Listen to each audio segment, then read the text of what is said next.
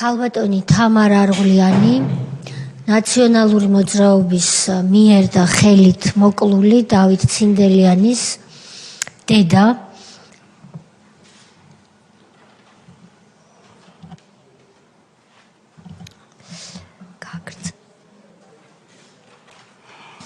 გესალმებით ქალბატონო თამარ, რა ვიცით, თქვენ მართლა ძალიან ძნელი იყო დღეს თქვენი მოწვევა აქ, იმიტომ რომ არ არის ადვილი იმ ყველაფრის კიდევ ერთხელ გახსენება, რაც თქვენ გადაიტანეთ და რაც თქვენ გადაგხდათ თან იმ წლების განმავლობაში, განსაკუთრებით იმ პერიოდში, როდესაც მართლა ვერაფერს ვერ იგებდით რა ხდებოდა თქვენ თავს და დიდი ბოდიში რო ასე შეგაწუხეთ, მაგრამ იქნებ კიდევ ერთხელ გავიხსენოთ, რა ვიცი, რამდენადაც შეძლებთ და იმიტომ რომ ჩვენ საზოგადოებას აქვს უფლება იცოდეს რა ხდებოდა, სად ცხოვრობდით, რამდენად გაუფასურებული იყო ადამიანის სიცოცხლე და გთხოვთ თუ გაგრძალა. კიდევ ერთხელ მოგესალმებით ყველას. ბოდიშს გიხდით, რომ ჩემი გაუსაძლისი სიმწარე მოგახვიოთ და ამით დაგამძიმოთ. ყოველ მხრივ გაუბედურმეულმა დედა. ახლა მოკლედ მოგიყვებით, როგორ გააუბედურა სააკაშვილის სადისტურმა ნაციონალიზმის მთავრობამ, სისხლის მსმელი სააკაშვილის მთავრობამ, ჩემი შვილი და ოჯახი ყოველგვარი დანაშაულის გარეშე. მიზეზი პოლიტიკური შეხედულებები, პირადი კონფლიქტები და შურის ძიება. ჩემი შვილი დათო ცინდელიანი 2008 წლის 16 აგვისტოს დაიბარეს ვითომ თათბირზე სატყეო დეპარტამენტის თანამშრომელებმა ზევიდან დაკვეთით ახალაიას, მთავრობის პირადად ახალაიას დაკვეთით და დაიბარეს ლაშაჭკადუამ და ბადრი მამინაშვილმა ვითომ თათბირზე ქუთაისში. მოკლედ მოგიყვები, შიგ-დაშიგ თუ შეგიძლიათ რომ კითხვები დამისვათ, ყველაფერზე მზად ვარ გიპასუხოთ. ხო და როგორც შევიდნენ ქუთაისში, დახვდა ქუთაისის 9 კაციანი სპეცნაზი, რომელსაც ზემდგომი ორგანოებისაგან დავალებული ჰქონდათ, გაეტაცათ ჩემი უდანაშაულო შვილი და დახვდნენ და გაიტაცეს. მამას წაართვეს და მის თანხმზე პირებს ხელიდან. პირდაპირ ჩაიყვანეს ბათუმში, აიყვანეს ნავზე, დახვრიტეს.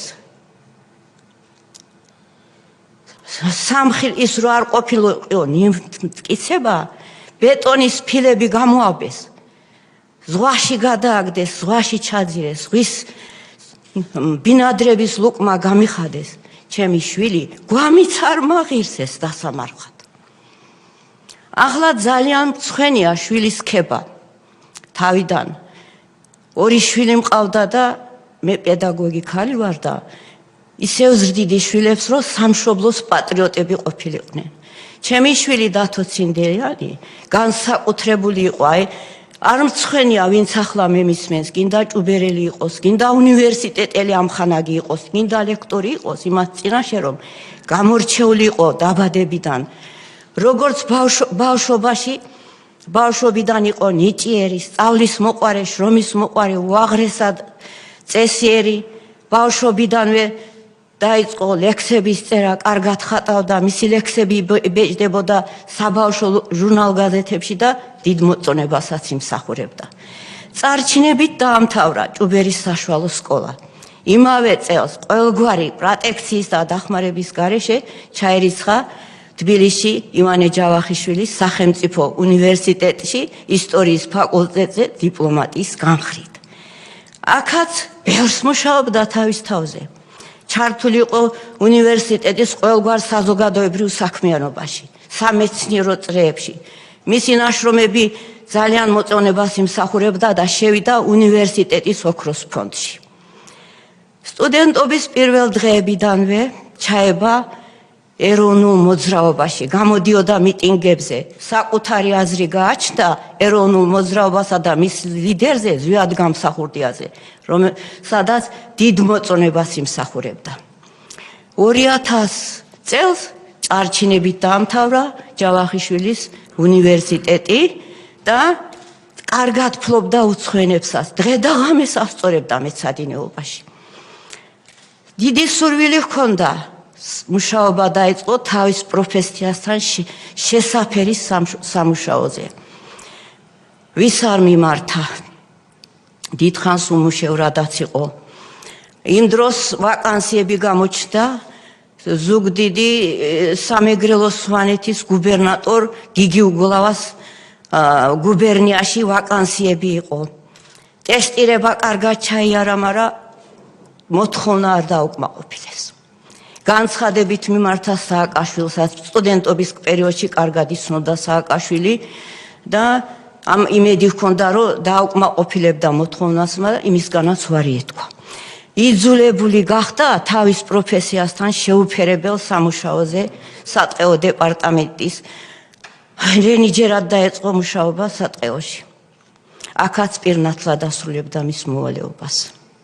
ის იყო სამშობლოს პატრიოტი. ძირის ძირობამდე განიცდიდა იმას, რაც ხდებოდა ჩვენს ქვეყანაში. ქუჩაში ბიჭების დახვრეტები, ციხის ამბები, კოდორის ამბები და სახელდობრ ნორა კვიციანის უდანაშაულო ქალის ჩემი რძლის ბიძაშვილის მეუღლე იყო, მისი დაჭერა და უდანაშაულოდ დასჯა. ყველაფერს ამას განიცდიდა, გულთან ახლოს მიჰქონდა და როცა შეხვდებოდა ამ ნაციონალებს, პირს შეახლიდა მათ ციბინძურეებს. მისმა ასეთ ხასიათმა განაპირობა ეს მისი ბედის წერა. სახელდობრ, როდესაც კოდორი თოფის გაუსრულებდა და უბრძოლად ჩააბარეს სადისტურმა სააკაშვილის მთავრობამ, კოდორიდან გამოსული და ჯარი და თვითონ უფრო ადრე გამოვიდნენ ბავშვები, ქალები, მოხუცები უპატრონოდ მიატოვეს, იმათი თავშესაფარი გახდა ჩემი ოჯახი. ეცოდებოდა ტოვილები, ემსახურებობდა მათ, დაჰყვებოდა ყველგან. ერთხელ შეხვედრა ჰქონია თბილისიდან ჩამოსქონდათ. ბავშვი გაყვებოდა ყველგან ამათ. ხო და შეხვედრა ჰქონიათ თბილისიდან ჩამოსულ მაღალჩინოსნებთან და კოდორისთან გადმოსულ კუდის თანამშრომლებთან, ამ ტოვილებს და მათმა საკადრისად ვერ ილაპარაკეს, ესეც ჩარეულა ლაპარაკში და უთქვია საყვედური, რომ კოდორი თოფის გაუსრულებლად ჩააბარეთ. ბავშვები, ქალები უკან მიატოვეთ, ახლა მაინც რატომ არ ზრუნავთ ამათ პირობების შექმნაზეო. კამათის დროს ის მიუყოლებია ბოლოს, თქვენი დრო დათვლილია და მერე შეძრებითო. ეს კუდის თანამშრომელები იქ ისიც ჰქონდათ თავიანთი ის და იმ საღამოს იქ დარჩენილან ყველაფერი შეუსწავლიათ, ვინ იყო ეს ბავშვი ბიჭი, რა ავტორიტეტით სარგებლობდა ხევში და იმ წელს არჩევნები სტარდებოდა და ალბათ შეეშინდათ, რომ ხალხი მის მხარეზე არ გადაებირა. ხო, არ გავიდა ამის შემდეგ 10 დღე 2016 წლის 2008 წლის 16 აგვისტოს თითქოს თადბირზე დაიბარეს ამ დეპარტამენტის თანამშრომელებმა ლაშაჭკადუამ და ბადრი მამინაშვილმა ზევიდან თავრობის დავალებით დაიბარეს ჭუბერის და მგონი მთელი სვანეთის თანამშრომლები, აი ამას ვერ ვიტყვი, მაგრამ როგორც ასეთი ვიცი, რომ ჭუბერის თანამშრომელები და როგორც კი ახლა ეს მოკლედ მოუყვები ყველაფერს, მერე დამისვით კითხვები იქ როგორ მოხდა დაჭერა, როგორც შევიდნენ ქუთაისში, წინ დახვდათ 9 კაციანი სპეცნაზი, იკითხეს დათო ცინდელიანი, გადმოვიდა მანქანიდან, როგორც გადმოსულა ესე, ორ კუდის უფროს რომ მოუკიდია ერთიდან ხელი, უთქვია, ხომ არ გაგიჟდითო რა მოხდაო? და მერე უსიტყვოდ გაყვა. და როცა მამამ დაინახა, უკნიდან მიაძახა. სად მიყავთ, ხო არ გაგიჟდითო? უთქვიათ, რომ პოლიციის სამმართველოში მოდით და იქ გაიგებთო. ახლა იმის მერე რომ მოსულან უკან, ცოტა შეაგვიანდათ, იმიტომ რომ გასაღებიც მომძრალი ქონია მანქანას და გადაურეკიათ, ვინც დაიბარა მამინაშვილისთვის მგონი და იმისთვის.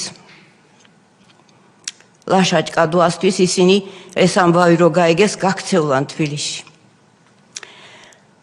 ესენი საღამოს მისულან როგორც მანქანით ისე პოლიციის სამმართველოში და იქ უთქვიათ რომ გოგოების გატაცებული არის ან საზღვარზე გადასულიო და მერე დაუწყიათ ვითომ ძებნა იქ შემდეგ გააჟონა საქმემ ჩვენ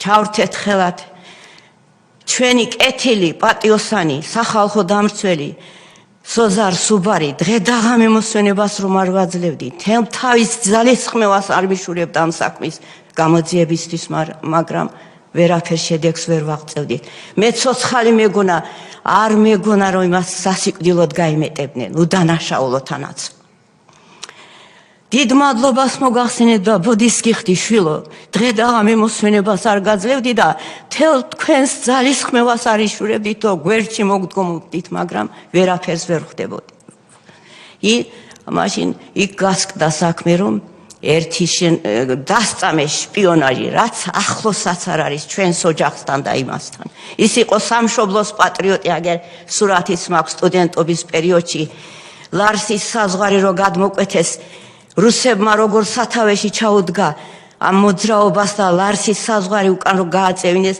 ლარი ქალბატონო თქვენს ბრძანდებოდით ალია გაზეთი ამის ქებით იყო ყველგან ისა ჩაუდგა სათავეში ამ მოძრაობას და ლარსის საზღვარიც უკან გადააწევინეს სტუდენტურმა მოძრაობამ ყველაფრის სათავეში მაშინ ის იყო ხო და ახლა სად ვარ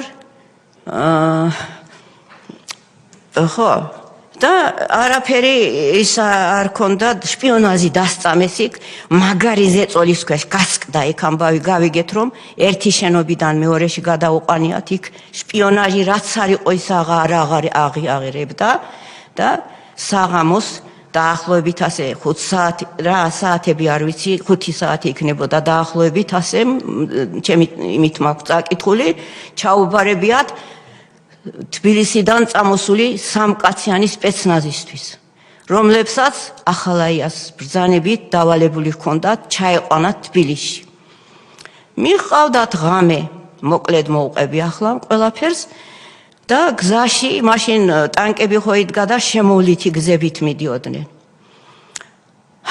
შემოვლითი გზებით და აბასთუმნარ რო ჩასულან ისევ დაურეკია დათა ახალაიას და ზურაბ ყუბლაშვილს რო თბილისში არ ჩამოეყვანათ და პირდაპირ წაეყვანათ ბათუმში და ჩაებარებინათ აფხაზეთის კუდისთვის უფროსი რომან შამათავა ახლა სხვა გზა რა ჰქონდა ჩაეყვანეს გამთენიისას ეს ამბავი ხდება შავაძის დახვრეტის გამთენიის დილას გათენებული არ იყო წინაღამეს და ეს დახვრიტეს და გამთენიისას ეს ამბავი მოხდა ჩააბარეს რომან შამათავას დაიმარტოვეს მარტო დაანგრეულ შენობაში შეიყვანა თუ მანქანაში დაიმარტოვა და ნახევრად სიცოცხლე იქ მოუსპო ეს იქიდან ჩანს რომ იქიდან რო გადმოუყვანიათ მანქანიდან და უკვე დასახვრეტად მიყავდათ ჩემი შვილი ფეხზე ვერ დგებოდა ჯანღონით სავსე ბიჭი მიწაზე ჯდებოდა თურმე და ამ დროს ორ კუდის თანამშრომელს ამას უბრალოდ რო დავა ამას ყვებით უკვე სასამართლო საქმის მასალებიდან ხო თორე თქვენ მაშინ სასამართლოს ესე იგი გამოძიების შედეგად ყველაფერი ჩემი თვალით მაქვს წაკითხული და ჩემი ყურით მოსმენილი სასამართლოს ვიღაცამ შეიძლება იფიქროს საიდან იცისო და მაშინ თქვენ არაფერი არ იცით ეს არ იყო სასამართლოს მიერ დადგენილი ანუ ობიექტურ ჭეშმარიტ ეს ტომები და არა თქვენს წარმოდგენებს მოდულის შენობაში ჩემი თვალით წავიკითხე ყველაფერი და სასამართლო პროცესებზე დაამტკიცეს ყველაფერი მოწმეებმა ჩემი ყურით მაქვს ყველაფერი მოსმენილი ტყუილს არაფერს არ ვაპარაკობ ეკლესიური ქალი ვარ ტყუილსაც არ გაურევ ხო და რო ვერ დგებოდა ფეხზე გენავი წინასწარნაშოვნი ჰქონიათ მაშინდელი აჭარის კუდის უფროსი თეიმურაზ პატარიძისგან სანაპიროზე ის ხდებოდა იცოდნენ ორ კუდის თანამშრომელს იქით-აქიდან მოუკიდიათ ხელკავით მიყავდათ თავზე შავი ტომარა ჩამოუცვიათ მიყავდათ ასე უკნიდან იმ დღეს ტელეფონით დაბარებული ერთ-ერთი კუდის თანამშრომელი სახელი და გვარი უთქვა ხო, ონისიმე კვაშილავა ქრისტიანი კაცი, სურათებს უღებდა უკნიდან უკვე. ეს რო დაუნახია უკან მოუხედი ამ კილერ, ნარკომან შამათავას უთქვია, მოდი უზბეკ ფოთში წაყვევიო. რა, სხვა რა გზა ჰქონდა იმასაც და გაყოლია უკან. ჩამჯდარან ნავში, წინ გიორგი ჩიქოვანი ნავის მძღოლი და ეს სადისტი შამათავა უკან, ჩემი შვილი და კვაშილავა. შესულან ზღვაში 2-3 კილომეტრზე შევიდნენ. ტალღების მოძრაობის შედეგად ნავი რომ მოძრაობდა, კვაშილავა შეეკითხა თურმე რა არისო და გვერდებისკენ უნიშნია ხელი. სიტყვებით არაფერს არ ამბობდა ეს. არც არ დამხრიტოთო, არც არაფერს. და მაშინ შამათავას უბრძანები აყენ და წინ დასიო ნავის კიჩოზე. აყენა თუ არა იმ წუთში ამოიღო თავისი პისტოლეტი, პირდაპირ თავში დაახალა და ერთი გასტროლით მოკლა. იმის მაგივრა, აი ადამიანი ამას რო იზამს. აი და უთქვია კიდევ, აი რა მაგარი ერიხო ყოფილაო, მეორე გასროლა აღარ დამჭირდაო. იქვე დაცემულა. ნავში სისხლის გუბე დამდგარა. წინასწარ გამზადებული ბეტონის ფილები მოუმარჯვია, გამოუბია ისინი და ზღვაში ჩაუძირია. გადააგდო ზღვაში, ზღვის ცხოველების ლუკმა გამიხადა, ასეთი აღზრდილი, აი მთელი ხალხის წინაშე ვლაპარაკობ, რომ ერთი ადამიანი ვერ მეტყვის სირცხვილს, რომ რატო აქებ შენ შვილსაც. რომ ღირსი ყოფილიყო მე, დედა ასე ვერ ვილაპარაკებ. ხო და გადააგდო ზღვაში ჩაძირა ზღვის ბინადრების ლუკმა გამიხადა. გვამის არ მაღირსეს და სამარხად რომ მოუკვდები ახლა, გვამის რომ ხვდებოდეს ჩემი ასეთი გაზრდილი და სანახებო შვილის ყოველდღე განვითარებული, განათლებული, რო არსად არ შემრცხებოდა ესეთი. ხო და ამის მერე გაუფრთხილებია ესენი რა, დაღვრემილი სახეები გაქვთო, აქ გოგირწყალმჟავა და გვამს ძვლიანად დაშლისო. თქვენ კი გაფრთხილებო, თუ ეს ამბავი სადმე გაგიმხელიათ, თქვენ სამის კვალს გაგაყოლებთო. შემდეგ გამოსულა ნაპირზე, ეს გაურეცხიათ ნავი. ესენი ნახევრად ცოცხლა მკვდრები გამოვედითო და იქ ეს ტელეფონი წაურთმევია, სურათებს რო უღებდა, ესენი ყველაფერი წაუშლია. ისევე ხელახლა გაუფრთხილებია ეს კვაშილავა, რომ თუ სადმე გაგიმხელიათ, თქვენ ამის კვალს ასე გაწირეს. ხო, ახლა ასე გაწირეს ამ დღიდან ჩვენი ოჯახი დიდ პატარა. ჩვენისთანა უბედური არ ამგონია ვინმე იყოს ქვეყანაზე. გავუბედურდით ყველა, დავიჩაგრეთ. დღე დაღამე ვაწუხებდი სოზარს, დღე დაღამე დავდიოდით მე და ჩემი მეუღლე, ვითომ დაიწყო გამოძიება, ავიყვანეთ ადვოკატიც. ადვოკატიც გვაშოშმინებდა, რომ თუ შეიძლება ცოცხალია და თუ ამბოხებას და რაღაც აქციებს მოაწყობთ, შეიძლება არ მოკლანო, იმ მთავრობისგან ყველაფერი იყო მოსალოდნელი. დავდიოდით დღე დაღამე მე და ჩემი მეუღლე, ვის არ მივმართეთ ციხეებში, ყველა სადაც ამისი გაგება შეუძლია, ყველა ინსტანციაში, ყველას მივმართავდით, თხოვნით, რომ დახმარება გაეწიათ, მაგრამ ვერაფერი ვერ.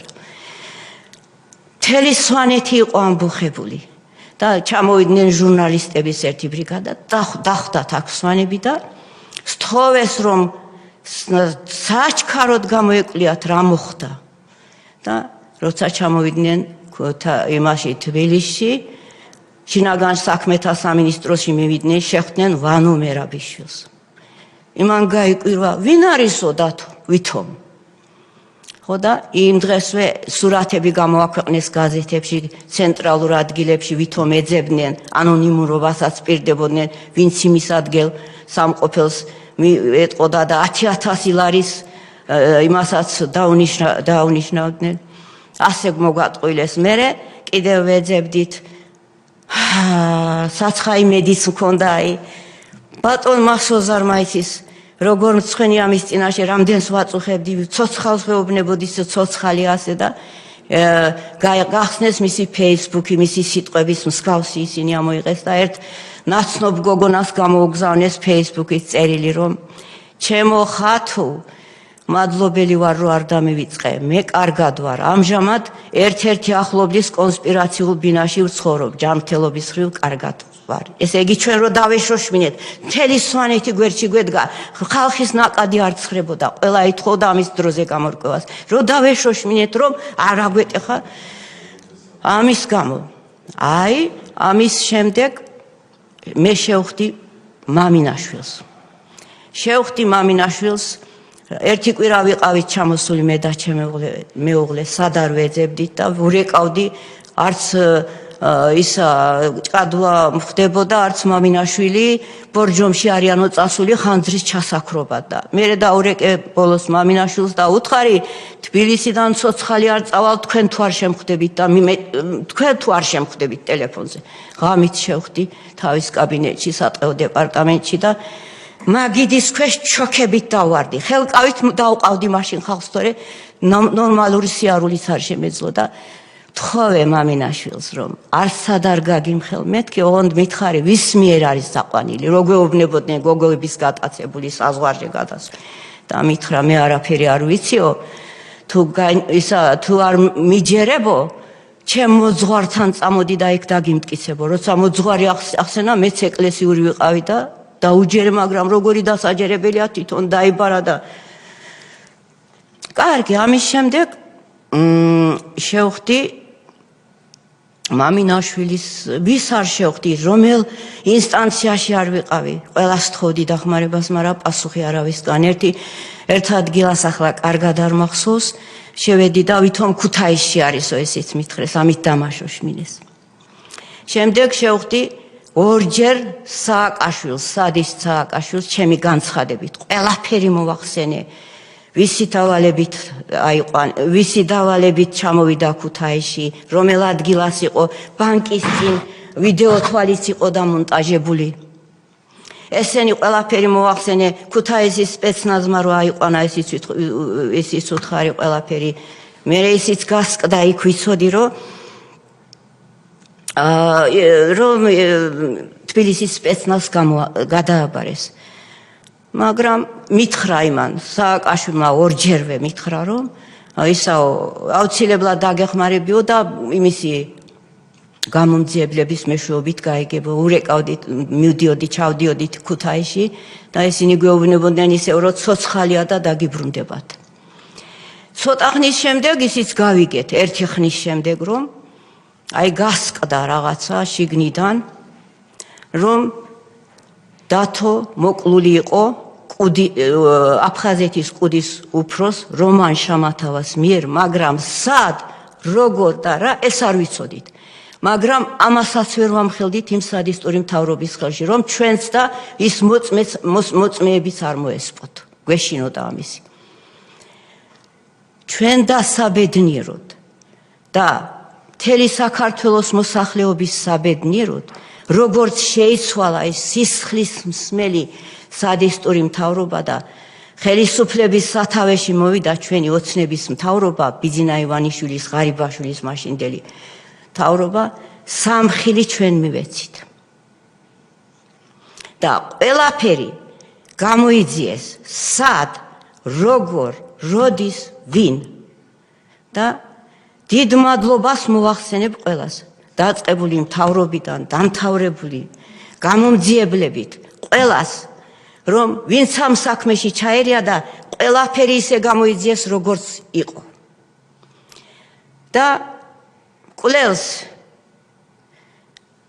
რომან შამათავა არც მარტო დასჯილი იგივე საქციელი იგივე ჩაედინა პატაკარდავას მიმართ ახლა სად მსახურობდა ის არ ვიცი შვილი გამოიყვანა იმ დღეს მოიტაცეს ისი ყუდის ხალხმა იგივე ნავში იგივე მკვლელი რომან შამათავა იგი ტყვია მიახალა ისიც ეს იგივე მდგომარეობით გადაისროლა და დღეს დედამისიც ამას გადაყვა ამბის მომყოლადაც არ არის დღეს შვილები განერვილდნენ შეიძლება აქაც ვერ ჩამოვიდნენ და ასე ამწარებდნენ ყველმხრივ. გამწარებული ყავდათ მთელი საქართველოს ნახევარი მოსახლეობა. ხო და დიდ მადლობას მოვახსენებ ყველას. ახლა რა ვთქვა? პირველი დახვრეტა ეს იყო ჩვენთვის, რომ უდანაშაულო შვილი დამიხვიდეს. მეორე დახვრეტა ის იყო, რომ შპიონაჟი დასწამეს, რაც არ იყო მასთან ახლოს. არც გამოძიების შედეგად არ მოიძებნება ერთი ისეთი დეტალი, რომ მაგას შპიონაჟში ბრალი ედებოდეს. არც იზამდა მაგას. ეს რომ ყოფილიყო, ზარზე იმით შეხვდებოდნენ ამ ამბავს. ჩამოიყვანდნენ თბილისში, სასამართლოს მართლმსაჯულებას წარუდგენდნენ, აი ასეთი მოღალატეები ყავდა და ომი იმიტომ წავაგეთ. ამასაც იტყოდნენ და მკაცრად დასჯიდნენ, როგორც იცოდნენ ისე, იქ აწამებდნენ. აი ასეთი უბედურება გადაგხვდა ჩვენ. ამ ამბავს გადაყვა ჩემი მეუღლეც. ვერ აიტანა ამდენი გასაჭირი, რამდენჯერაც ღამე გაეღვიძებოდა საწოლში, ადგებოდა, დაეწყებდა სიარულს და თავის თავს სამდურავს ეუბნებოდა, რატო დაგანებეთ, რატო თავი არ შეგაყალითო. ასე გაგრძელდა. ყველა დავიჩაგრეთ დიდ პატარა ოჯახში. დღეს ჩვენი წინსვლა ნასახლარს კარ ჩემი სახლით. არაფრის გული, ვინც დავრჩით იმასაც არ აქვს. მე ასეთი გაუბედურებული იმ დღიდან მუშაობას შევწყვიტე, არაფრის გული არ მქონდა. მესამე დახვრეტა, მეორე დახვრეტა ის ხარ ეს. მესამე დახვრეტა ის იყო, სააკაშვილი უკრაინიდან ტელევიზიით გამოდიოდა და თავში ნაცარს გვაყლიდა, ლაფს გვასხამდა. ისა შამათავა გმირია, ეს ციხეში რატომ უნდა ეჯდესო? ალბათ ეშინია რომ გამოვიდეს და ვინ არის კიდევ ამ საქმეში ჩარეული, არ გამოიძიოს, იმისი ეშინია. აი ასეთი მდგომარეობა გქონდა ჩემო საყვარელო ადამიანებო.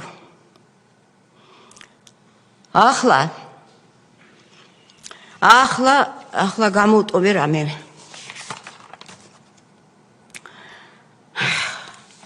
ახლა ნაციონალებს ვთხოვ, გონს მოდით, ქართველები ვართ ყველა.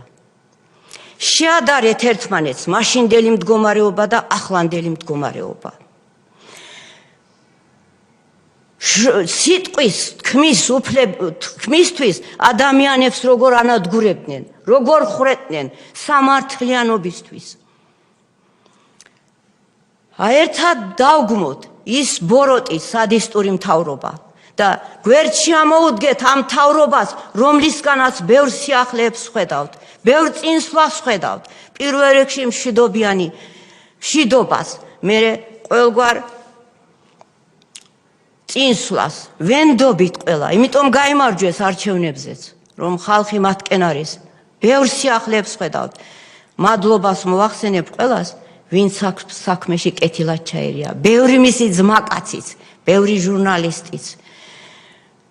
კარგად ჩაერია, ლალი აფსიაურმაც გააჟღერა ალიაში, რომ პოლიცია თავადა დამჭერი და იმიტომ არ იძიებსო საქმეს. დიდ მადლობას მოგახსენებთ. ასევე ყველას, ვინც ეს საქმე გააჟღერა და შემდეგ გვერდში გვედგა ჩემი ბატონი სოზარის თან დაწყებული ბევრი შეგაწუხე შვილო, კანონის ფარგლებში თავს არ ზოგავდი, ყველაფერს აკეთებდი, რომ საქმეს გამოგეძია, მაგრამ ვერაფერს ვერ ხდებოდით იმ მთავრობის ხელში და მეც როცა გაიგე თითქოს მიმალავდი და ასეთი სიტყვა გავიგე, რომ დედას ცოცხალი გონია და ქემაინც ბოლომდე ასე ეგონოსო ცოდვა არისო. აი ასეთი ცხოვრება გადამხდა. ახლა ბოდის გიხდი ყველას, ჩემი ემოციებისათვის, ჩემი ემოციები რომ მოგახვი ყველას. და შიგ რაზე და მეკითხებით ყველაფერში გარკვეული ვარ. დღე და ღამე გზაში ვიყავი. 3 ინსტანცია გაიარა ამ საქმემ ყველაფრით და ყველაფერზე შემიძლია პასუხი გაგცეთ. მადლობა მობრძანებისთვის. ძალიან მნიშვნელოვანია თქვენი დღეს ჩვენს წინაშე გამოსვლა. თქვენ არა მხოლოდ თქვენი შვილის, არამედ ვერაგულად ესეთი სისასტიკით მოკლული პაატა ქარდავას დედის ნაცვლადაც საუბრობთ. და მადლობა ამისთვის. თქვენ ბრძანეთ, რომ ყველას ხდომას ესწრებოდით სასამართლოში, რომელიც უკვე ქართული ოცნების ხელისუფლების შემდეგ, როცა გამოძიებას რაც იცოდით და შიშით მანამდე ვერ ამბობდით, სხვისი სიცოცხლის დაცვის ინტერესიდან გამომდინარე, მიაწოდეთ და დაიწყო გამოძიება. ხდომებს რომ ესწრებოდით, იქ თუ იყო რაიმე ტიპის ან სინანული, ან აღიარება, ან ბოდიში ვინმესგან, რომ აი ეს დავაშავეთ და ბოდიშს გიხდით. პირველი იმის მერე არც გამოცხადებული იმ დღეს ჩემს ემოციებს ვეღარ ვთოკავდი, მიუვარდებოდი კივილით, რატომ მომიკალი შვილი, რო ვეძახდი იქ. რომან შამათავას. ერთ პირველ პროცესზე იყო მარტო. ვეუბნებოდი, ვკიოდი, ჯერ ყვებოდი ამბავს, რაც ისა იმ ჩემი გამოსვლა იყო იმ დღეს. ხო და მიუვარდებოდი, ვკიოდი, რატომ მომიკალი შვილი, არ მომიკლავს მეუბნებოდა. ხედავ, ასეთ იმას შვებოდა. მერე ჩემი მეუღლე რო გამოვიდა იმ დღეს ჯერ დამუნჯდა და მე მივხვდი რომ წნევა ეს ამბავი იყო და მერე რო დაიწყო და იმ დღიდან ჩაეყარა იმის საქმეს ასეთი ის იმას მე მაინც ვიოხებდი მაინც ქალი ვარ გულს იმის მიმართ და ის დამუნჯდა იმიქ და სიტყვა მერე ძილს ამოიტკა. თქვენი მეუღლე მოესწრო ამ პროცესს, გამოძიებას. რო პროცესებს ყველაფერს მოესწრო და იმას მოესწრო და მე გარდაიცვალა ის ტანჯული წავიდა, ის კიდე ტანჯული წავიდა და მეც ასე ტანჯული წავალ ამ ქვეყნიდან. რა დამავიწყებს ამ შვილს? ჩემი სული დაგული მაშინ მქონდა მის აღზრდაში ჩადებული.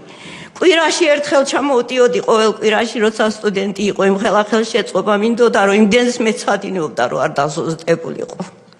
ქალბატონო თამარ, როცა რომან შამათავა მოკლა თქვენი შვილი და ზღვაში ცხედარი ჩაუშვა სიმძიმე გამობმული. რამდენი წლის იყო ის? ის 29-30 წელში. 30 წლის ხდებოდა, სრულიად ახალგაზრდა. თქვენ ბრძანეთ, რომ სტუდენტობის პერიოდიდან ის იცნობდა მიხეილ სააკაშვილს. როგორ იცნობდა და რა იცით მათი ურთიერთობის შესახებ? მათი ურთიერთობის შესახებ ეს ჩემი შვილი მაშინ ეროვნულ მოძრაობაში იყო, გამოდიოდა ეს დეტალურად არ ვიცი, მაგრამ საიდან ვიცი თვითონაც ამბობდა და არჩევნებზე რო ჩამოვიდა, ხაიში ეს დაუნახია, რო შეხვდნენ ხალხი რო შეხვდა და უცნია ხელად და აი თქვენ ნაირი ახალგაზრდები მჭირდებაო, ჩაუხუტია და ესე სურათიც გადაიღო თურმე მაშინ. 2004 წელს, 3 წელს. 4 წელში იქნებოდა ეს პირველად რომ იკრია. პირველად როგორ ჩამოვიდა არჩევნებში შესახვედრად იქ და აი ასე. ჭუბერში იყო ეს შეხვედრა? არა, ეს ხაიში. ხაიში და იცნო პრეზიდენტობის კანდიდატმა სააკაშვილმა იცნო თქვენი შვილი და ჩაეხუტა. ხო, ასე. აი ეს ვიცი. თქვენ რომ შეხვდით სააკაშვილს უკვე პრეზიდენტს, თქვენი შვილი გაუჩინარებულია ამ დროს ორჯერ. სად შეხვდით და თუ შეიძლება ამ შეხვედრის დეტალებზე მეტი რომ გვიამბოთ? კი, პირველად შევხვდი მესტიაში. რაღაცა დღესასწაული ტარდებოდა, რაღაცას გახსნასთან გზების იყო თუ რაღაცა არ მახსოვს კარგად ახლა როგორ მოგატყუილოთ, ზეიმი ტარდებოდა. უკრაინიდანაც ჩამოყვანილი ყავდა გუნდის გამოდიოდა. პირველ დღეს ძალიან ვიწვალე.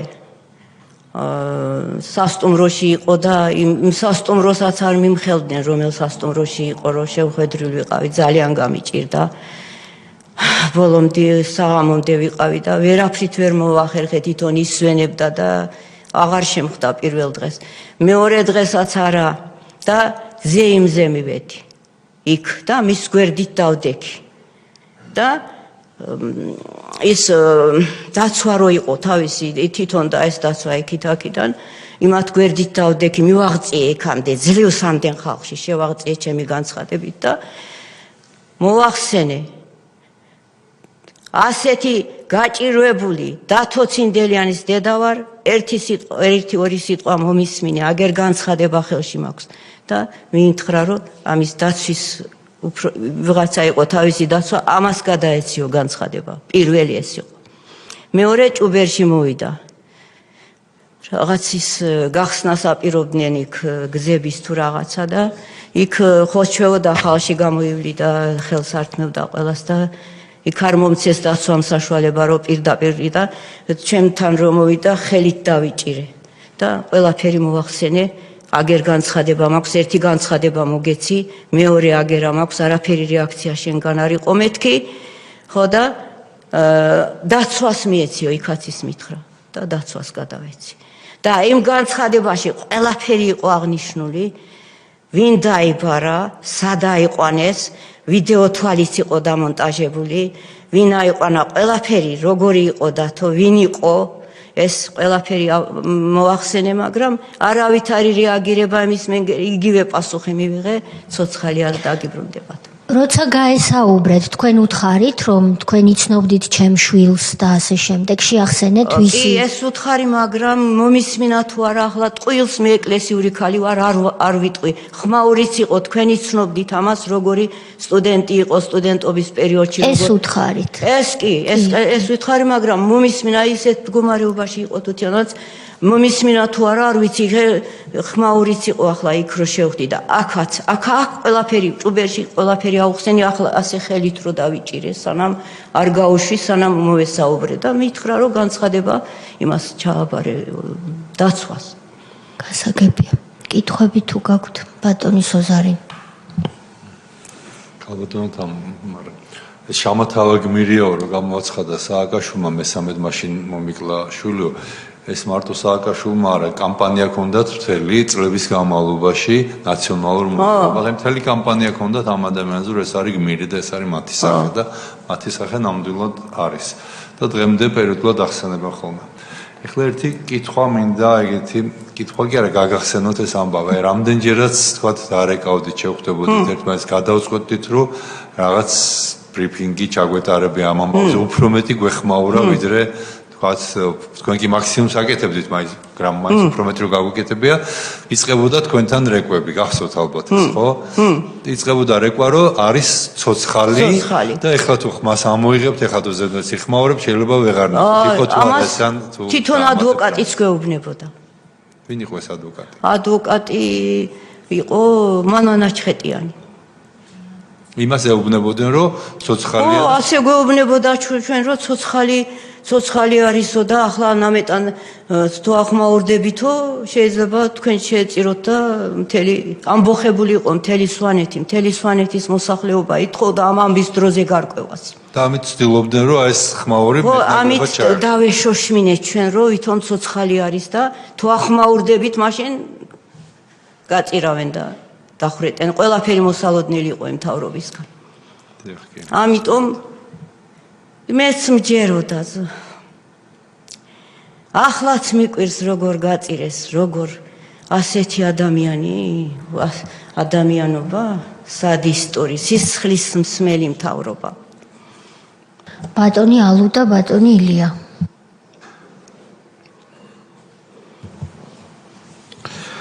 ძალიან დიდი მადლობა ქალბატონო თამარ. პირველ რიგში იმისთვის, რომ თქვენ ნამდვილად ღირსეული დედა ბრძანდებით, სამაგალითო დედა თუ როგორ ნამდვილი ქართველი დედა როგორ იბრძვის თავისი შვილის სიმართლისთვის. და მე ისევე როგორც დარწმუნებული ვარ, ძალიან ბევრი ქართველი ქეთს ვიხრით თქვენ წინაშე. დაიხარეთ. თქვენი ოჯახის წინაშე. ჩვენ ყველანი ვართ ჭირისუფალი თქვენთან ერთად. მარტო თქვენ არ მოგიკლეთ არაკაცებმა შვილი და ეს არის გაიხარეს. ეს არის ნამდვილად დიდი ტრაგედია. ალბათ არ ვიცი, ძალიან რთული არის სიტყვების პოვნა, როდესაც საუბარი არის ჭირისუფალ დედაზე, რომელმაც მოიკრიბა ძალა და მოვიდა და საზოგადოებას ესაუბრება თავისი გაუბედურების და ოჯახის გაუბედურების შესახებ. მე უბრალოდ მინდა ყველას უთხრა და პირველ რიგში მინდა უთხრა იმ არ ვიცი რა თქვენს გააჟღერეთ აქ და თქვენი ღირსეულობა აქედანაც ჩანს რომ მათ მოუწოდეთ რომ შეეცადეთ რომ ერთად დავდგეთ რაღაცა საკუთარ თავში რომ ძალა იპოვონ როგორმე რომ სიმართლის ხარეს იყვნენ მაგრამ არ ვიცი რამდენად აქვს ამ ყველაფერს აზრი თუნდაც იმისთვის რომ თქვენს ადგილზე არაერთი ადამიანი არაერთი ოჯახის წევრი მეუღლე მჯდარა რომელიც ასევე გააუბედურეს და ამის აპასუხოდ ან ქილიკი ან ცილისამება ან კიდევ უფრო უარესი რასაც ადამიანს ეუბნები რომ არის სიცრუე და როგორ შეიძლება ახლა შვილმკვდარ ადამიანს უთხრა რომ ეს არის სიცრუე კიდევ უფრო მეტი რასაც ჩვენ ხედავთ რომ როგორი დამოკიდებულება ქონდათ ამ ყველაფერთან მიმართებაში თუ ადამიანები ზოგადად ქვია ამ ყველაფერს და ჩვენ ადამიანები ვართ პირველ რიგში ხო მათაც ხო ყავთ შვილები ჩვენ ვართ ხალხი რომელსაც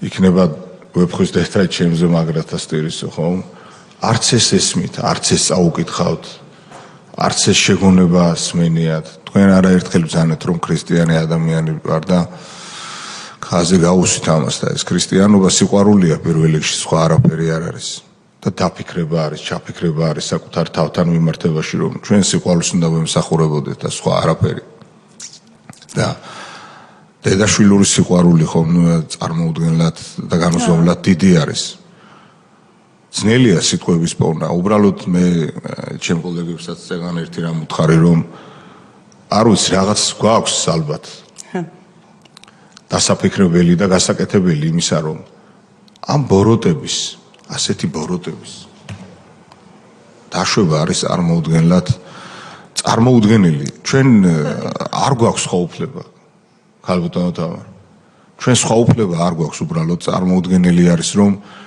ამის დაშვება რომ დღევანდელ დღეს ხედავთ ამას რომ გაუბედურებული დედა და ეს არა კაცები ეს პატარა კაცები როგორი არ ვიცი ამას რა ქვია მაგრამ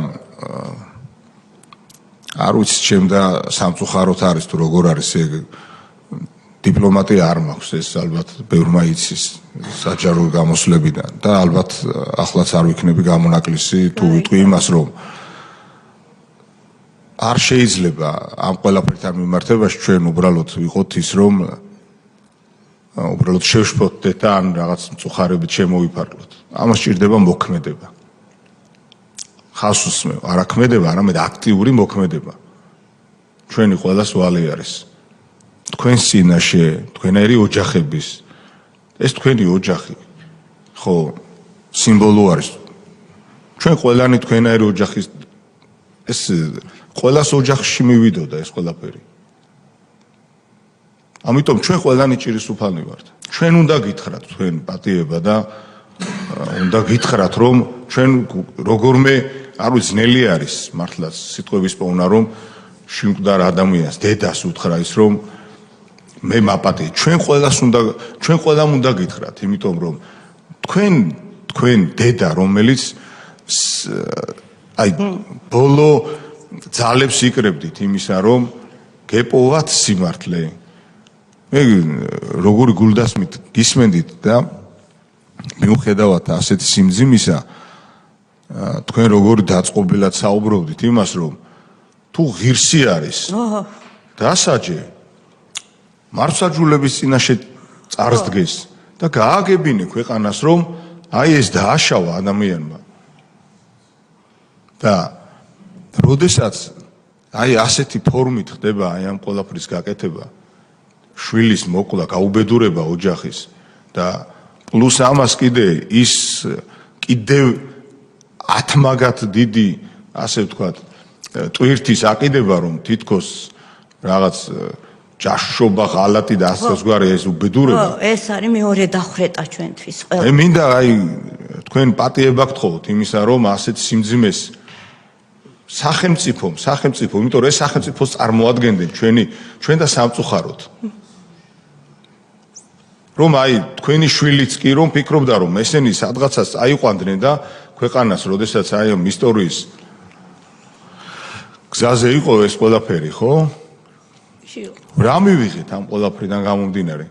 და დღეს ნაცვლად იმისა, რომ აი თქვენ ან იოტისოდენა მაინც დაფიქრებული იყვნენ და ის მაინც ეთქვა, რომ თანამოზიარე ვარ, ჭირისუფალი ვარ, რაღაცა ძალა ეპოვნათ. არა, პირიქით მოდიან, შეტევაზე გადმოდიან.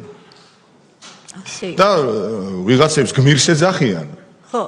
კვლელებს გმირს ეძახიან და თქვენს და თქვენ ოჯახს და თქვენ შვილს ეუნებიან რომ თურმე სახელმწიფოს უღალატა. გესმით რაზე არის საუბარი? ამიტომ კიდევ უფრო მეტად ამიტომ გთხოვთ ჩვენ პატიებას. ჩვენ ყველანი მოვალენი ვართ რომ თქვენ წინაშე რომ ეს გავაკეთოთ. და ასევე ჩვენ მოვალენი ვართ რომ აი ამ ყველაფერს საკადრისი პასუხი გავცეთ. ეს არის ჩვენი ვალი. მე ასევე მინდა ჩვენ საზოგადოებას უთხრა, ქართველ ხალხს უთხრა, რომ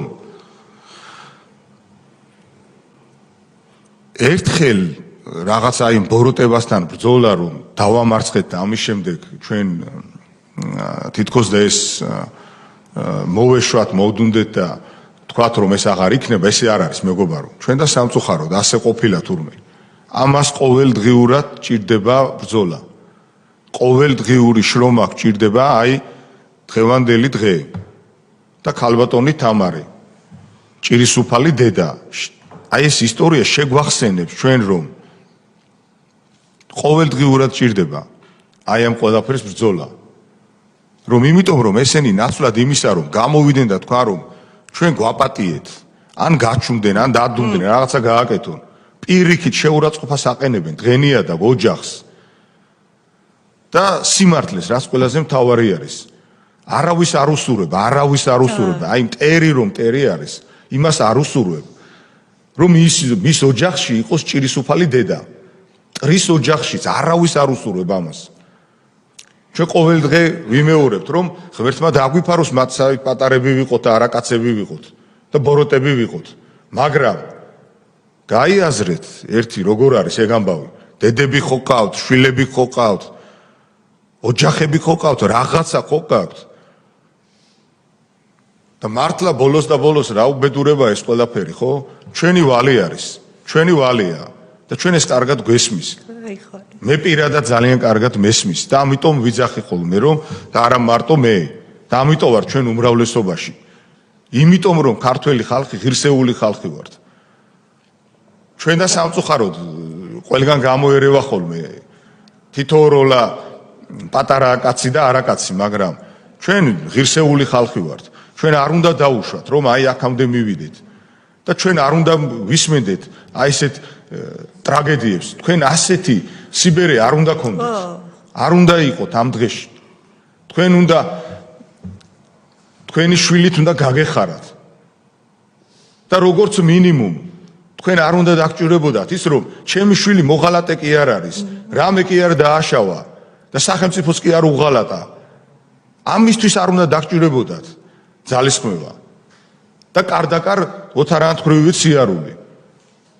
და ამიტომ ეს როგორც ჩანს, იმიტომ რომ თქვენს ისტორიამდე ოთარანთქვრივი გაცილებით ადრე დაიწერა და როგორც ჩანს, აი ეს ჭია ჩვენს სადღაცას ყოველთვის ტრიალებს.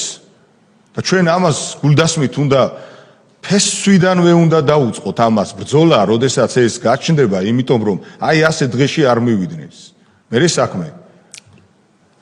მე კიდევ ერთხელ სამძიმარს გეტყვით და არ ვიცი, პატიებას გეტყვით და გთხოვთ იმისთვის, რომ თქვენი ოჯახი სახელმწიფომ ვერ დაიცვა. რა მნიშვნელობა აქვს ამას, ვინ იყო ამ დროს ხელისუფლებას? ჩვენ ხალხმა რაღაც ვერ გავაკეთეთ. ან რაღაც გავაკეთეთ ისეთი, რომ ის არაკაცები რომ მოვიდნენ ხელისუფლებაში, სადღაცას დაუშვით ეს ისტორიული შეცდომა. ეს არ უნდა დაუშვას ქართველმა ხალხმა. აი ამაშია საქმე. არ უნდა დაუშვათ ეს განმეორდეს. იმიტომ რომ ამათგან არაფერი არ იცვლება. არაფერი. ეს ადამიანები მომართული არიან ბოროტებისთვის. თქვენ ახსენეთ სააკაშვილმა რომ თქვა რომ გმირი არისო და კიდევ ერთხელ დამიხრიტეს და გამიუბედურეს ოჯახი, ღირსება და შვილი. ამან შეგვახან. და აი ამის პარალელურად, მოდით ყველაფერს თავის სახელით დავარქვათ, ხო? თუ ჩვენ ყველაფერს თავის სახელს არ დავარქმევთ, სიმპტომატურად აი ასე ალაგ-ალაგ. ჩვენ ვერასოდეს ვერ მივართ სიმართლემდე და ვერ უმკურნალებთ ყველაზე მთავარს. და ეს ყველაფერი არის ის რომ აი როდესაც აი ნახეთ მე მინდა უთხრა ყველას და ალბათ მედია გარეთ გვიყურებს. ნახეთ ქალბატონი თამარი როგორ გაუბედურებული დედა არის. და ეხლა ნახეთ იმ არაკაცის დედა არ უნდა იყოს ასე დღეში. რა თქმა უნდა შორს ვარ იმაზრისგან როგორ გეკადრებათ, მაგრამ როდესაც აი იმის დედა დადის და იძახის სხვადასხვა რაირი 1000 ის განცხადებებით რომ თურმე დღეს იმას არ ჭამს, ამას არ ჭამს და ასე შემდეგ. როგორ შეიძლება ეს რომ გაიგიბოდა აი ასე მრუდად გაამრუდო ისტორია. და როდესაც ქილიკობენ ვიღაცები, აი ქართველობას გვართმევენ და რაღაცები, სწორედ ეს არის გამრუდება. აი, ნახეთ ქართველი დედა. ერთი არ დასდება რომ განაზოგადოს მისი შვილის კვლელები რომ ზოგადად გაბოროტდეს ყველაზე და ყველაფერზე. სახელმწიფოსთან მიმართებაში კონდეს პრეტენზია. ნახეთ როგორ ვაშკაცურად იქცევა. თქვენ მართლა არაკაცებო. ძალიან დიდი ბოდიში, არ ვიცი რამდენჯერ მიწევს ბოდიშის მოხდა აი ამ ემოციებისთვის, მაგრამ ვინმე თუ არ ვიცი სხვაგვარი რეაქცია გაქვთ აი ამ ქალბატონზე, არ ვიცი ალბათ მაშინ მე მქონია მაშინ პრობლემა, მაგრამ არ ამგონია რომ აი ამ ყველაფერს გულგრილად უსმენდეთ. არ მგონია რომ ეს ასე იყოს და ამის დაშვება არ შეიძლება. ჩვენ ყველაფერი უნდა გავაკეთოთ, სიყვარულით უნდა ვმართოთ ეს ქვეყანა. მაგრამ ყველაფერს თავის სახელი უნდა დავარქვათ. როდესაც ვინმე გვიგიჟინებს რომ დიახ ვინმეს გვესწავლება ის რომ ჩვენ ნაბიჯები გადავდგით მართლაც ისტორიული იმისთვის რომ მოდით ამ ქვეყანას უშველოთ. ამის საპირისპიროდ ერთი იოტისოდენა განა ვინმეს ბოდიში ამ ქალბატონს შვილს გაუცოცხლებს. მაგრამ ძალიან დიდი ბოდიში, მაგრამ ღირსებას მაინც ნუ შევეხებით, როდესაც ვეუბნებით რომ თქვენი შვილი რაღაცისთვის დავნაშავე იყო, შედალოცვილო, წარადგინე მარცვაჯვებს და დაიჭირე და ჩასვი ციხეში და გააგებინე ქვეყანას ეს როგორ არის, მაგრამ რატო უკლავ შვილს? და კიდევ უფრო მეტად რატო უკლავ ყველაფერ ღირსებას იმას რომ თურმე მოღალატე ყოფილა და არც აგებინებ ისე. გაეცით აბა ამ ქალბატონს პასუხი. ვისაც განსხვავებული აზრი გაქვთ, ვისაც სხვაგვარად გონიათ რომ ეს ქვეყანა უნდა განვითარდეს თურმე სხვანაირად და სხვებით აი ამ კოლექტიური ნაციონალური მოძრაობით ყველანი დაეწყვეთ ეხლა აი იცით ქალბატონი თამარი მიდით და გაეცით პასუხი და არ გაინტერესებთ როგორ პასუხს მიიღებთ. გაიხარეთ. მადლობა ბატონო. დიდი მადლობა თქვენ. ქალბატონო თამარი გაიხარეთ. ბატონი ილია, ბატონი სოზარი და შემდეგ ქალბატონ თამარს დავემშვიდობებით. ქალბატონ თან ძიმე ამ ყველაფრის მოსმენა და მეც ბატონ ალუნდას იმ ნარატივს უერთდები რომ ბოდიშ გიხდით რომ ამ ყველაფრის დღემდე ესე გახსენება გიწევთ თქვენს და ყველა იმ ადამიანს უწევს ამის სამძიმე ისტორიის მოსმენა. უმძიმესი ამ ყველაფრის კიდე ერთხელ გაანალიზება და მადლობა მინდა გადაგიხადოთ იმ ვაჟკაცობისთვის, იმ გამძლეობისთვის, რასაც თქვენ ამ პერიოდის განმავლობაში ებრძოდით და იმ დიდი მაგალითისთვის, ძალისთვის, როგორი მნიშვნელოვანია დედისთვის, კუთხისთვის, ოჯახისთვის. გაიხარეთ.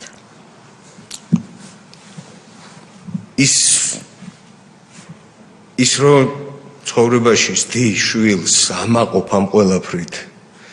ყველაფერს ჩადებ შიგნით და ყველა იმ წამით და წუთით იმედით უყურებ ამ ყველაფერს და ერთ წამში ვიღაცა ადამიანი უპასუხისმგებლო იღებს გადაწყვეტილებას და ამ ყველაფერს ხაზს უსვავს.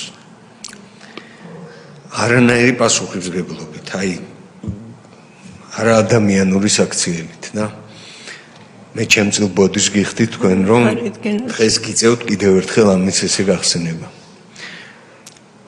მადლობა თქვენ კუთხეს, მადლობა ყველა იმ ადამიანს, ვინც გვერდში დაგიდგათ, მიუხედავად იმ ხელა ტერორისა, მაინც გაბედა და ხიად თქვენ გვერდში ამოგიდგათ იმ ძიმე წუთებში. რა თქმა უნდა ის გამოძიების შედეგები რაც დღეს გაქვთ ეს ძალიან იოტისოდენი არის იმ გულისტკივილის და ტკივილის საერთოდ რაც თქვენ მოგიწიათ გადაიტანეთ მაგრამ ეს არის იმედი იმისი რომ ეს ყველაფერი უნდა დამთავრდეს და მსგავსი ახლოსაც არ იყოს და არ განმეორდეს და ამ ყველაფერს იმის მიზანი აქვს რომ იცოდეს მომავალმა თაობამაც რომ არაფერი არ რჩება დაუსჯელი, არაფერი არ რჩება დაფარული და ყველაფერი როდესღაც იქნება ღია. მადლობა თქვენ კიდევ ერთხელ. მადლობა თქვენ. მადლობა ბატონო ილია ბატონი სოზარი და დავასრულებთ. უბრალოდ რაც თქმელი კი არაფერი ჩვენთან იყო ქალბატონი ციცინო შავაძე, როინ შავაძის ქვრივი, მოკლული როინ შავაძეს. აი ერთ პერიოდში მოხდა სამივეს უმძიმესი დანაშაული. როინ შავაძე დახვრიტეს, მოიტაცეს, აწამეს, დახვრიტეს, დავით სინდელიანი მოიტაცეს, აწამეს, დახვრიტეს, პაატა კარდავა მოიტაცეს, აწამეს, დახვრიტეს. ორი ზღვაში გადააგდეს, მესამე ვერ გადააგდეს, იმიტომ რომ იქ ძალიან ბევრი ადამიანი ესწრებოდა ამ კვლელობას, როინ შავაძის კვლელობას და როგორც ჩანს გადაწყვეტეს, რომ ზღვაში გადააგდება არ იქნებოდა, რაღაც ძალიან ცუდად გამოჩნდებოდა. სამივეზე სცადეს ერთი და იგივე სიბინძურის დაბრალება, რასაც თქვენ მეორე კვლელობა უწოდეთ, რომ თითქოს ისინი იყვნენ მოღალატეები და სამივეზე დაადგინელია სასამართლოს მიერ, რომ მათ არანაირი ბრალი არ მიუძღოდათ ქვეყნის წინაშე, პირიქით სამივე ემსახურებოდა სამშობლოს და უბრალოდ რეჟიმმა გადაწყვიტა მათი მოცილება, მათი შეხედულებების გამო, მათი განსხვავებული აზრის გამო. როინ შავაძის შემთხვევაში ეს იყო, რომ მან არ მოსწონდა თუ როგორ წარიმართა აი ცხინვალის რეგიონში საბრძოლო მოქმედებები. დათოს შემთხვევაში ეს იყო, რომ რა ქვია, უკმაყოფილებას გამოხატავდა იმის გამო, რომ როგორ მოხდა კოდორის ხეობის ჩაბარება უბრძოლელად. უბრალოდ მე მინდა აქედან უთხრა მადლობა პაატა კარდავას შვილებს იმისთვის, რასაც ისინი იბრძოდნენ წლების განმავლობაში და რაღაც თუ გადაწყვეტენ ისინი მოსვლას და იმ ტრაგედიაზე ილაპარაკონ, ასევე მე მგონი საზოგადოებისთვის ძალიან მნიშვნელოვანი იქნება. რა თქმა უნდა, თუ გადაწყვეტენ. ქალბატონო თამარ, ძალიან შეგაწუხეთ, მაგრამ ერთი კითხვა მაქვს და თან ვფიქრობდით ამესვა თუ არა რომ არ გადაგტვირთოთ. თქვენ ბრძანეთ რომ აი ბატონმა სოზარმა შეგვახსენა კოდორის გასროლის გარეშე რუსებისთვის ჩაბარების გამო, რაც სააკაშვილმა გააკეთა. თქვენი ვაჟი უკმაყოფილებას გამოთქვამდაო და თქვენ ბრძანეთ ასეთი რამ რომ კუდის თანამშრომელთან თქვაო რომ თქვენ მოგეთხოვებათ, როცა ამის დრო დადგება პასუხიო. როდის იყო ეს და სად იყო ეს ხო არ იცით? კი, ეს ყველაფერი ვიცი. დიახ, თუ შეიძლება. ტოვილებს დაყვებოდა და თბილისიდან ჩამოსული მაღალჩინოსნების ყოფილან და იქიდან აფხაზეთიდან გამოსული კუდის წარმომადგენლები. შეხვედრა ჰქონიათ ტოვილებთან და მაშინ იქ შეხლა შემოხლა ქონია ამას დაყვებოდა მაგათ და ტოვილებმა რო ვერ ილაპარაკეს ისე როგორც საჭირო იყო თვითონ ჩარევია ამ ამბავში. როდის ხდება ეს დაკავება? ხდება ომი ახალი დამთავრებული, ესე იგი დამთავრებულიც არ იყო კოდორიდან რო გადმოვიდნენ უკვე ჩააბარეს კოდორიდაო. სანამ გაიტაცებენ ქუთაისში რამდენი 10 დღის მერე მოხდა მაგისი გადაწყობა. 10 დღით ადრე.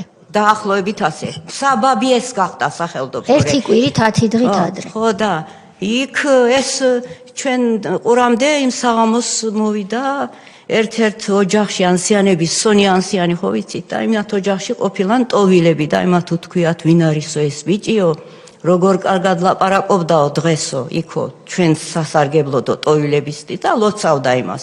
ეს გავიგეთ მარტო.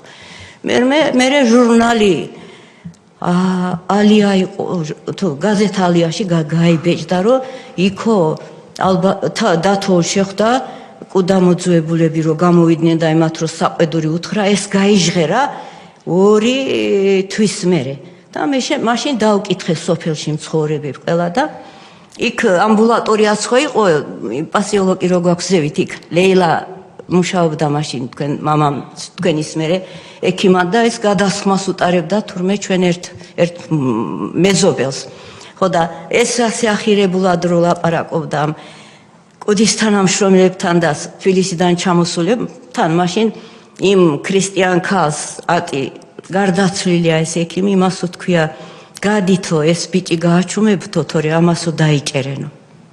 აი ეს ამბავიც მოვიდა ჩვენთან. მერე ცოლ-ქმარი ავარიაში მოხვდნენ ისინი, იმათაც გაუვლიათ და იმათ უთქვიათ დათოსთვის, ხო იცითო როგორი საშიში მთავრობა არისო და პირისპირდები ამათო, თორე არაფერი არ გიქნანო. და პირდაპირ სიტყვებით ეს ყველაფერი ჩაუწერიათ და სურათიც გადაუღიათ და იმ საღამოს დარჩენილა შტაბიც ჰქონდათ კუდის თანამშრომელებსა იქ და ყველაფერი გაუგიათ ვინ იყო ეს ბიჭი, როგორ აფასებდა ჩვენ ხევში ყველა იმის ცოდნას გამოს ზედმეტ ნასწავსაც აქედან ჟურნალისტები რო ჩამოდიოდნენ, ხალხი გამოდიოდა სიტყვით და ზოგიერთი მოხუცი ამბობდა რომ ჩვენს იმაში მახსოვრობაში ამაზე უკეთესი ჩვენ ხევში არ დაბადებულაო. ყოველ მხრივ ყველა გაჭირვებულს მხარში ედგა, ყოველთვის ბავშვობიდან დაწყებული. და იმდენს მეც ადინობდა ჩვენს სოფელში წიგნი არ ქონდა დატოვებული, ძალით უწყვეტით იმიდან რომ თავი არ დაევადებინა. ესეთი ის იყო და ყველა პატივს სცემდა და ამიტომ და მერე უფრო გავიგეთ რაც მოხდა, როგორი ლაპარაკა, როგორ ჩაიწერეს ყველაფერი, ამ არჩევნებიც ტარდებოდა იმ წელს და ეშინოდათ რომ მის მხარეზე არ გადაებირა ხალხი და არ წაეგოთ იქ არჩევნები. გასაგებია. ქალბატონო თამარ, მადლობა თქვენ ასეთი შვილის აღზრდისთვის. რა შემჩაბოლოს. გაუბედურდი. ჩემის თანაუბედური ახლა ქვეყანაზე აღარ მგონია. არც იქნება. ასე ტანჯული, მაგრამ იმის მერე სასაფლაოც გაუკეთეთ, ცარიელი სასაფლაო. მამაო, ჩვენმა ახლობელმა იმისიც გაუკეთა და იქით ზაური, აქით თვითონ შუაში ჩემი ადგილი დავტოვე, მაგრამ იქაც არ მხდება მისი გვამი, ამის კიდევ მეტად ტანჯული ვარ. ასე ტანჯული წავალ ამ ქვეყნიდან, ასე გამაუბედურეს, ყოველ მხრივ გაუბედურდა ჩვენი ოჯახი.